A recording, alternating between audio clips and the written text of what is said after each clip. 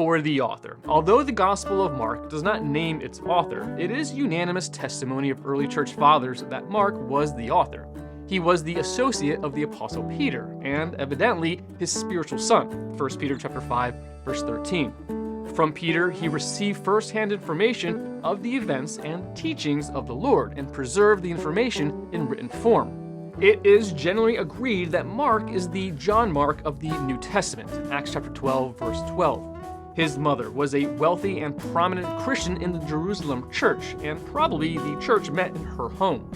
Mark joined Paul and Barnabas on their first missionary journey, but not on the second because of a strong disagreement between the two men, Acts chapter 15, verses 37 through 38.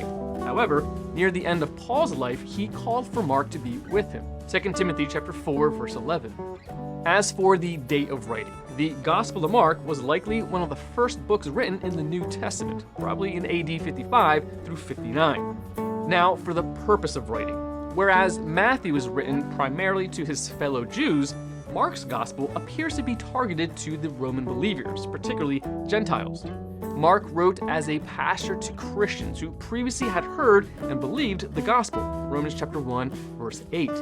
He desired that they have a biographical story of Jesus Christ as servant of the Lord and Savior of the world in order to strengthen their faith.